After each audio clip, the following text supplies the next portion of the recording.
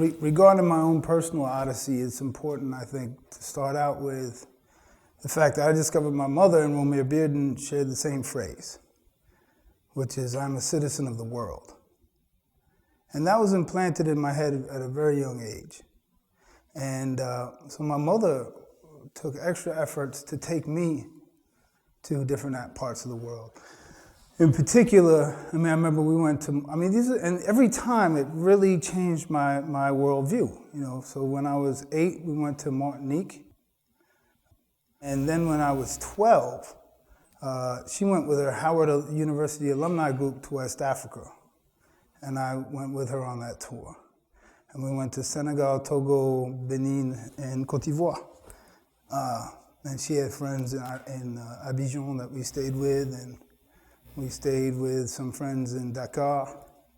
And of course, at 12 years old, to be in West Africa, that completely enhanced my worldview, enhanced my understanding of class on a global level.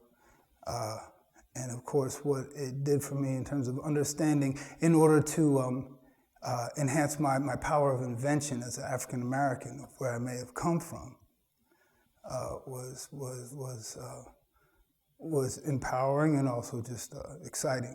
I remember there's one photo of me, I wish I could find it, I have it at home, of a Howard alumni. We're at Ile de Gorée, we're at Gorée Island. And he's put, it's a tourist attraction now, and he's put the chains, he's hiding behind me, and he's put the chains on my wrists. And to me, that image is sort of iconic well, not iconic. It's an interesting footnote to the African American experience in terms of our engaging with our roots and trying to discover our roots and the inescapable Americanisms that we have when we do return. And I just found that, that sort of touristic play that was involved. And I'm looking awkward. He's standing behind me like, the crazy uncle. But I'll never forget that. I'll never forget that. I'll never forget being on Gorée Island, seeing how small the waiting rooms were before you went, or the waiting corridors were before you disembarked onto the ship, or before you embarked onto the ship. I'll never forget hearing culture, the Jamaican group culture for the first time on the streets of Dakar. Or wandering around Côte d'Ivoire with my mother's friend's son, who was my age. I remember being with him. He was half French, half Ivorian. And they were, upper middle class, and we walked down this dirt road down into the shanty towns that were down below. And he says to me, just as we're walking down, he's like, who do you think you are? And I said, well, I'm Black American. See, he was mixed, I'm mixed. I said, I'm Black American. He says, I am Ibrahim. That's who I am. I was like, oh, okay. And it was interesting play. And then we went and we talked to a bunch of other kids who he knew, and they were asking me questions like, this is 1982, do we have a space shuttle in our yard? Typical questions that people ask when they're that disengaged from, or when they're receiving only the myth of America. And so I learned an incredible amount there, and that also really began the travel bug that took me to live in India for a year and a half when I was 16. Tried to live in Zimbabwe, but I had to go back to college. But I spent time in Zimbabwe in 89. And so because of that phrase, I'm a citizen of the world, I always understood that that was available to me and that I was a part of that my experience was a global experience, that I was a part of a global African diaspora. It didn't stop on my migration north. It didn't stop in Scranton, as Langston Hughes says, or it didn't stop in Boston. In fact, it just began there. And of course, that also can take on interstellar perspectives as well, parameters as well. You can straight, Sun Ra was a citizen of the universe. he took it one step further. So that was very important to me, and I ended up studying Black expatriates in the 19th century in college. And ironically, in that study, I felt that to be true to the struggle, one actually had to stay home. That was the conclusion at the end of my thesis after studying Black expatriates. That it's important to leave, but then people who came back were the ones who were really effective. I mean, when you look at William Wells Brown or Frederick Douglass on his sojourns, they came back, and there was a power that they brought back with them. There was a political power and just a worldly power. But then there are also just amazing people like Amanda Smith and Nancy Prince, who just had these incredible adventures. And the idea is, too, that there are these pockets of Black Americans, people from the diaspora all over the place for now centuries. There's I think it's in Nancy Prince's book, and not Amanda Smith. One of those two ends up in Rangoon. And we're talking about in the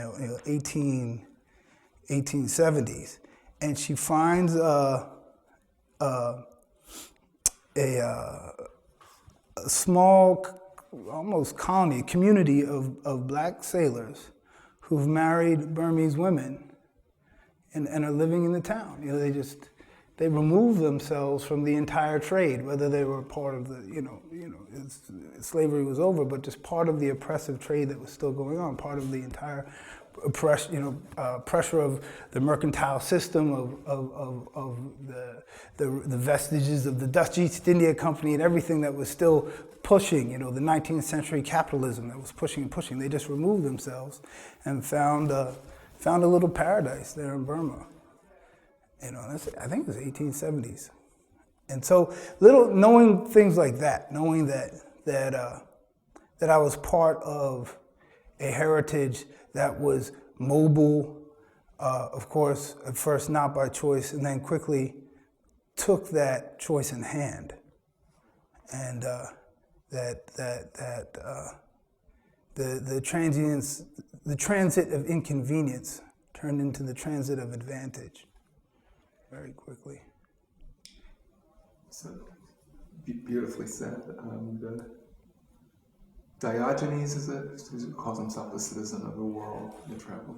Does that mean that now that you're in Harlem, you're at home, and when you go to Boston, you're home, and you live in Paris, and if you're in West Africa again, or is there some journey that you find yourself on headed to some other place, whether metaphysically or physically speaking? Regarding a sense of home now, and where I would go next, it's funny. I think I've been flexible with my destinations for a long time, and I don't know if necessarily returning to Boston, which is my home, and I've always claimed Boston.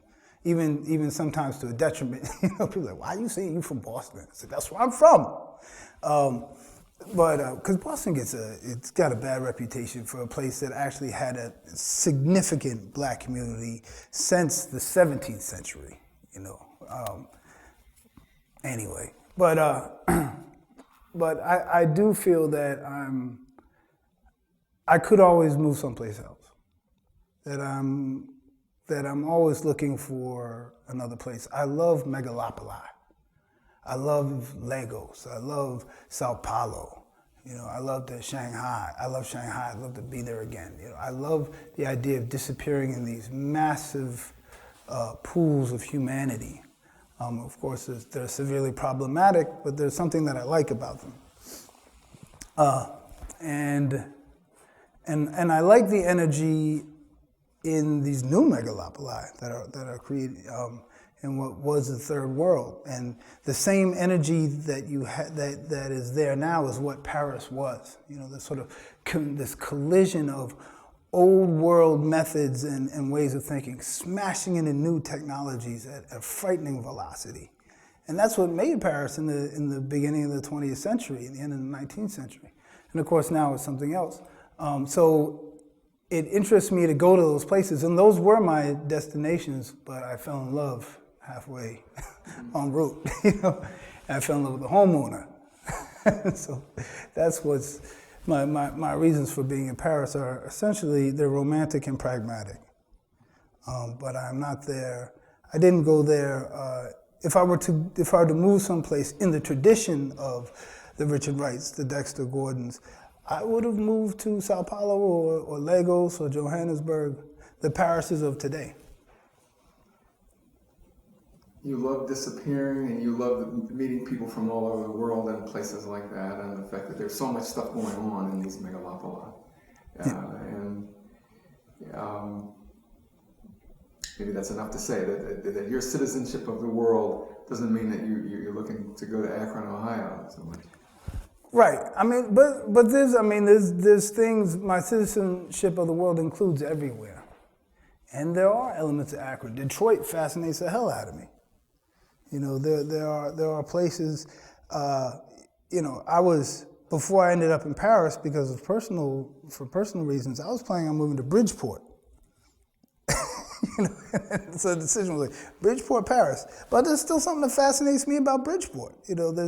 There's something everywhere, and there are micro worlds everywhere. There are all these tiny social ecosystems all over the place. You can live in Paris and New York, and if you got a bike, especially in New York, you can be in different worlds by just traversing a neighborhood.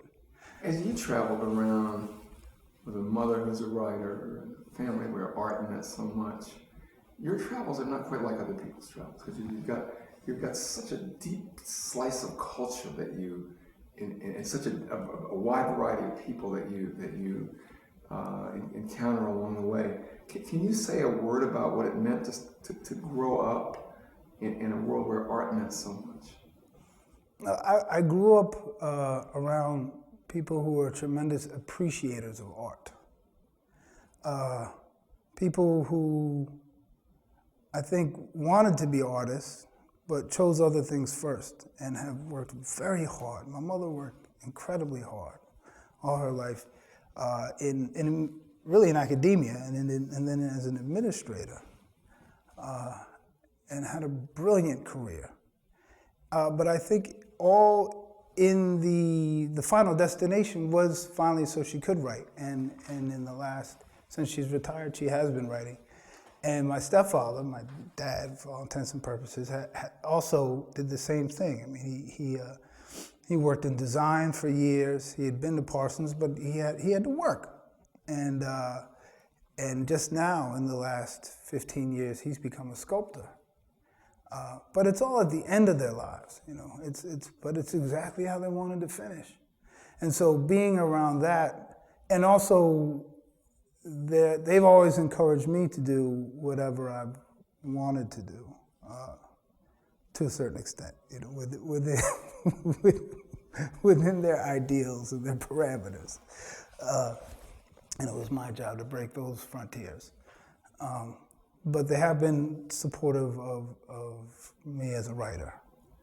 And you grew up with Beardens literally in your house. Yeah. Can you say just what Beardens were they, and what did you learn from those? I was very fortunate that my mother had started collecting Beardens in the 70s, which was possible back then, and on an academic income. And she, so there was at least from when I really came into consciousness about it, around 77, 78, I was 8, 9 years old, we were already surrounded in particular, just by these, to me, iconic representations of the diaspora. And those images, those Bearden images, whether it be the women at the market, whether it was, there's a couple with a broom, a mother and child, with several mother and child. So she had one of the conjure woman prints. Those were images that I assumed to be a natural part of the diaspora. That was part of the tableau that, we also grew up with the book Harlem on My Mind, which is this fantastic picture book that had these great photos of Harlem all the way from the turn of the 20th century through the Renaissance. Big pictures of Father Divine marches and Marcus Garvey marches. And the works of Bearden, for me, were completely fused in that historic tapestry that is the playback in my head of where I came from. So it was natural for me to have, these sort of enhanced cutouts, collage, and the act of transformation that you see in the images, and transience, almost on a metaphysical level, already made a lot of sense to me. And also, in particular, we had the beginning and the middle of the end of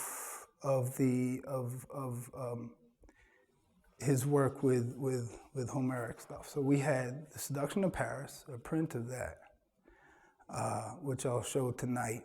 Unfortunately, it's a bad photo. We had that. We had The Fall of Troy, and a print of The Return of Odysseus. And having The Fall of Troy, it's humbling.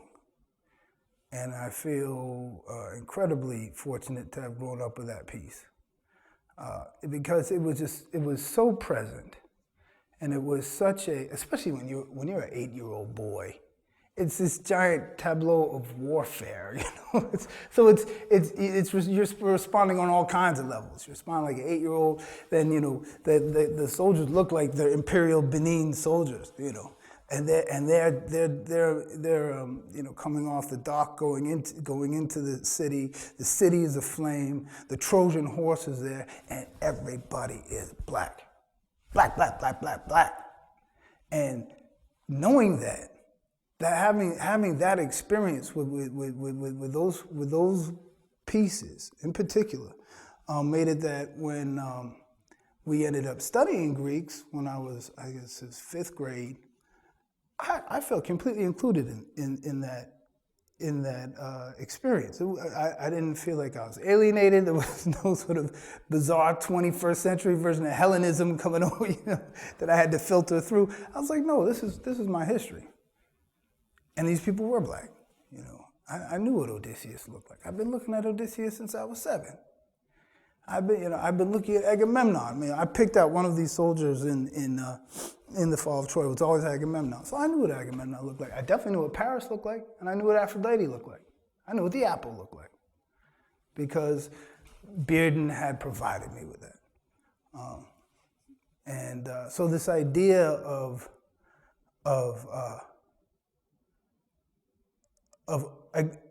acknowledging that we are included in these sort of Eurocentric histories, that was always a given for me. That it's not that we inserted ourselves; we were there. And of course, you know how these volumes. There's 5 volumes of representations of Africans in European art. Like, no shit. I'm glad they're there. And but just to say that it was evident. I mean, it was evident thanks to Romare Bearden and thanks to my mother's interest in his work. Because that work was in the house, and because it allowed me to know the history of the Odyssey and the Iliad in particular, I was always obsessed with Odysseus and Poseidon. I mean, on my second record, I have a piece called Poseidon's Reigns. And I was very interested in those characters, but also from an Afrocentric perspective. Poseidon was Shango. Which you can see that when you look at Bearden's representation of Poseidon. Poseidon and Ogun. And again, that I knew Odysseus, when I was little. I knew Odysseus was a traveler. And when I began to read when I read The Incredible Life of Gustavus Vasa Lauderdale, that hit me, because I was like, that is Odysseus. I was like, in fact, this guy makes Odysseus look like a weekend warrior, And so the introduction to the Homeric works by Bearden, then getting into the actual works by Homer, and then coming around and reading Lauderdale's biography, really solidified this idea that I was going to be in constant motion, whether I left the United States or not, that I was always going to be traveling, and that I was part of a moving culture, a culture that doesn't stop. And I really hope it never does. I mean, it's also, just in how we've worked culturally. We have, up until recently, we have always changed styles. As soon as we had to, it's a tradition that, as soon as the white man figured out what we were saying, we changed the slang. As soon as he caught on to the type of music we were doing, we changed the music.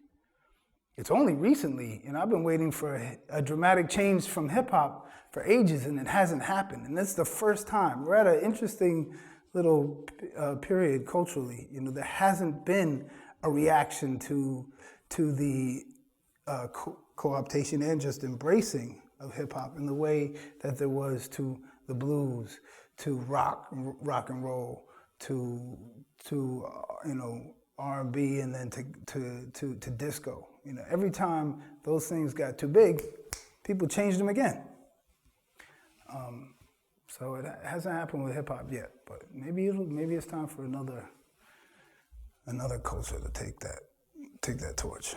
Your own work, Alexandra, through another friend named Daniel Soutif. Daniel Soutif, he worked at the Pompidou. Anyway, he told me that Alexandra told him, said, "Oh yeah, Mike on the street gave me a preview of it." How much of your work, if Homer was an improviser, inheriting oral traditions and maybe dancing, singing, and he creates the man of many ways who's an improviser, which I think is fascinating, something not lost on Bearden, the improviser. Mm-hmm. How do you work as an improviser? I've seen you working with VJ and other settings like that, and some of it is so incredibly crafted. I can never tell, any more than I can tell with Coltrane, how much he worked out in advance and how much is the fire of the moment. Well, it's interesting you asked that question for tonight, because tonight is probably the first time I haven't improvised in 10 years. I mean, I've been performing in front of people who don't even speak my language for 10 years, so I've been saying whatever the hell I want to say.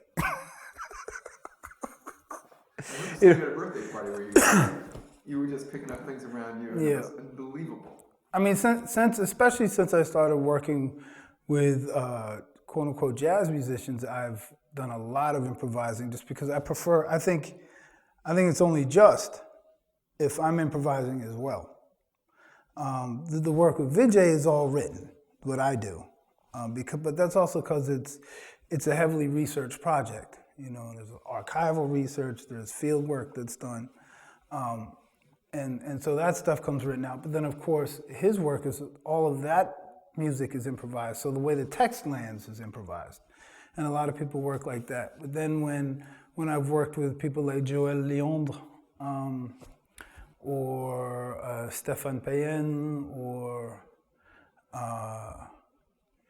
different jazz musicians in Europe, I make it up all the time. It's always. Does it make a difference? Those are all free, Leandre. Musicians. Does it make a difference if you're playing with somebody more inside or more outside?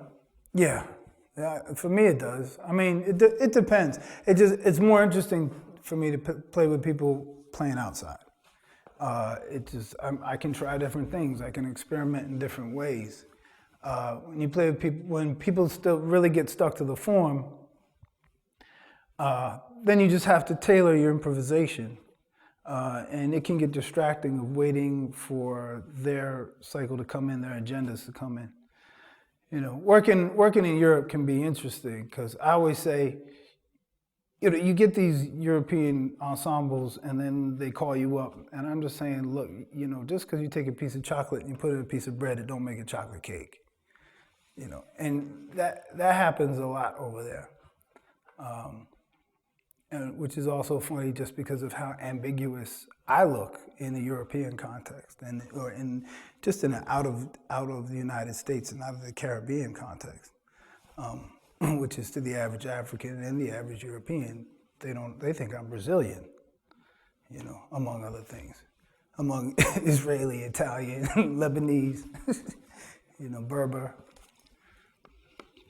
Did you start out working on this piece deciding that this one would be more written than improvised because of the specificity of the subject at the time? What made you say this is one way and not the other? Well, I think there's a couple of things I said, okay, I'm going to be performing my own work in front of a bunch of people who all speak English very well. So that was hurdle number one. and then the other part was I thought initially I was going to be giving a talk. So that already had me on the state of high alert. It's been a long time since I'd done anything like that. And then when I found out it was a show, I realized that there was a lot of older works. You know, of course, I realized, wait a minute, I grew up with all these Beardens around me. And so, you know, to discuss the correlation between hip hop and Bearden was evident just in my personal narrative. And I just picked, you know, like 4 or 5 songs from older stuff, even stuff from 99, 2000, which already corresponded directly. And then there's some work I've been doing in 2012, which are basically chopped and screwed sea shanties. I really got involved in doing sea shanties, which we'll find out if that's a good idea or a bad idea tonight. And then I ended up writing 2 pieces. One just straight up rap, the other one poem rap thing, directly related to this project. One was just from memory, dedicated to the piece, The Return of Odysseus, and sort of imagining that narrative, but more Ghostface Killer style. And then I could do it. Help me to do it. It was, salutations, seducers, for your information, it ain't happening. Regard the return of the captain. You lacking the passion demanded to give satisfaction. Heed your actions. You say the wrong word and you packing. The captain's packing with a ship full of ghosts. He's the one cat left that wasn't swallowed whole. Passing you like Wilson winning Super Bowls. It's time to fold. This really how you want to roll? Begging on all fours, eating the figs, acting the whore, sitting on pillows that you know ain't yours. Your whole damn agenda seeping out of your pores. Wipe the drool off your mouth and mop up the floor. You about to get swept up like you never been swept before. You were Mrs. Jones, but Jones don't Jones no more. It's a thin line between love and the door. You better be out like Ellen, she ain't breaking you off. Yada, yada, yada, yada. And then the other one is Macedonian Roast. And this one is more just about Bearden's militancy. Bearden's is claiming all of that classical work with aggressivity, you know, with the same forces when you see Picasso doing Guernica, you know, you go to the museum in Barcelona and you see Picasso and he does that line. And you're like, whoa, you know. Bearden was doing the same thing. Like I went to the show the other day and you see, you know, there's that one piece, I don't know what it's called, but there's the battle. You know, it's one of the battle scenes on the beaches. Yes. And there's an elephant there. Those are Carthaginians, man. You know what I'm saying? There's no mistake on what is happening, you know, what a militant act that is, you know, to place that there on those beaches.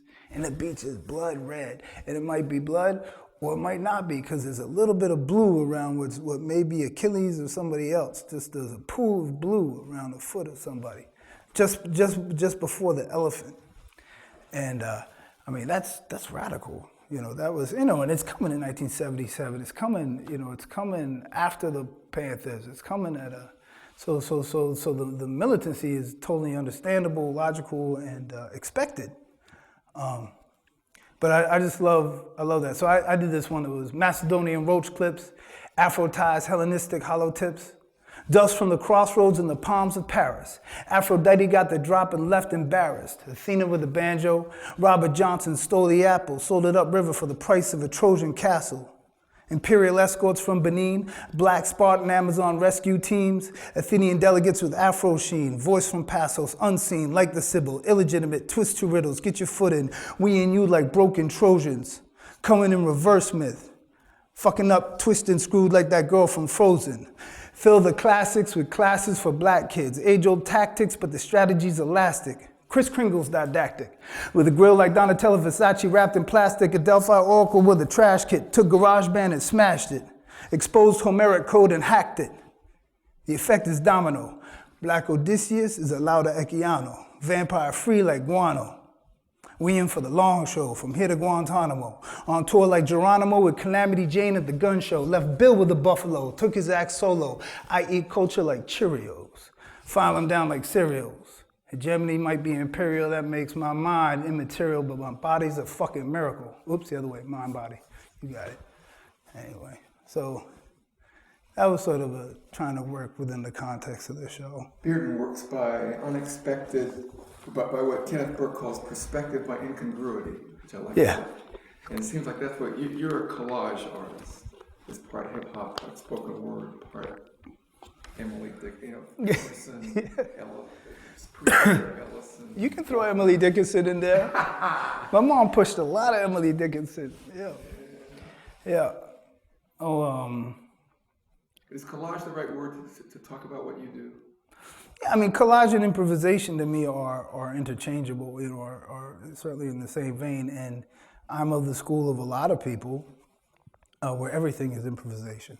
Therefore, everything is collage. I'm certainly collage, I mean, all of us are, in terms of our origins and how we're pieced together. Not just Americans, Europeans too. Someone from Brittany is most certainly a collage. We are cultural collages. We are, genetic collages.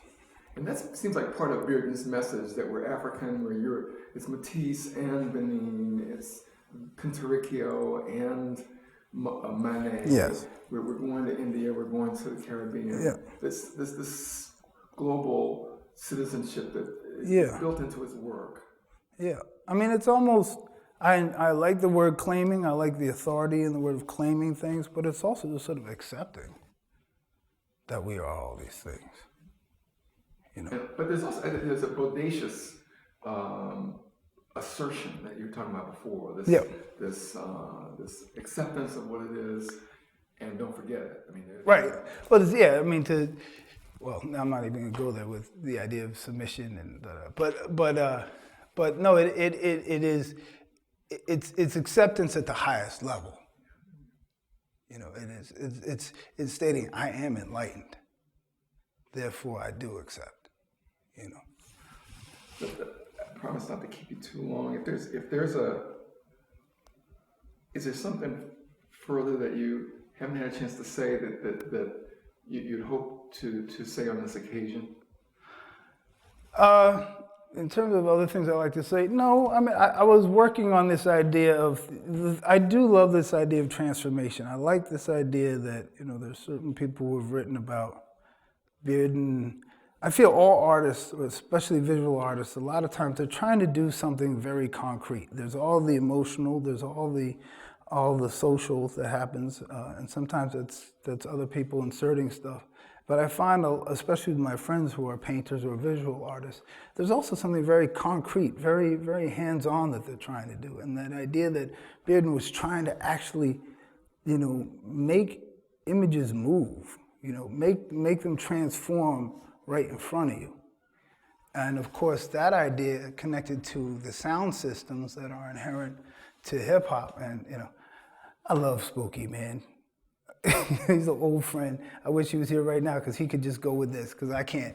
But there's a connection, there's a correlation between the transformers that people like King Tubby made down in Jamaica when they were starting dub, and that whole obsession with building transformers.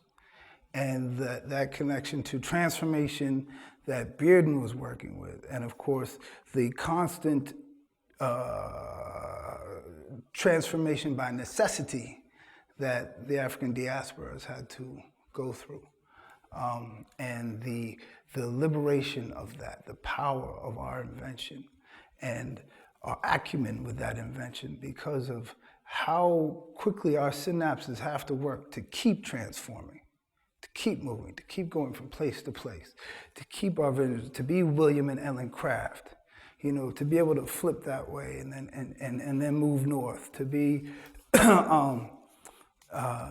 anybody, and that directly linked to then put into a very technical material method, which is, you know, the actual coiling of wires and wires and wires to make this electrical current transform to then be installed to make music.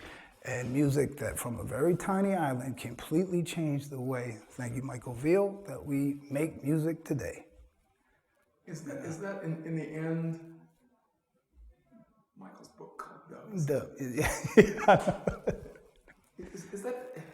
if we're going to talk about a kind of radical purpose of art, is it to say, to sort of grab you and say, hey, you can be more. Glissant says that we give consent to move from one unit of being to another, to another, to another. Is that the purpose, this transformation? Is that a key word for what art does at its most radical best for you? I don't know if I can speak for what art does on a general level. It's hard for me to speak on general terms about art. In terms of me specifically, it really all comes down to play. The transformative part is just how I live. The improvisation is how I live. And the art is a byproduct of that almost. It's just, I gotta play. That's who I am. I'm a lucky, lucky guy. I get to play. And I've done it all my life. And it's really, yeah, it's really, not an appendix, but it's just the byproduct of the improvisation. The work is in the life, for me. And this is very different from other artists. Well, I don't know, but the actual creation is really just it's just a part of a greater work in a way, you know, or just. It's my Lego, frankly, you know, and everything, I grew up with Lego, everything is Lego. Everything is pieces of paper and glue. As a father, when you say to your child, life is a game we play, and he says, well, what do you mean? Is that like just playing with Legos on the floor, or what do you mean life is a game we play? Well, that's different. I wouldn't say life is a game we play. Life is hard work, incredibly hard work. Life is commitment, but life without play is a very difficult road that I don't envy and that I actively fight not to go down.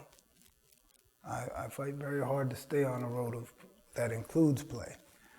And you're talking about just a joyous engagement with the world and with its people and the fun of life as it is. Well, no, I mean, play is also work too. I mean, you know, I don't know, when I was playing with Legos, there were plenty of times where I'd scream and shout and get pissed off while I'm trying to build this structure, whatever it is.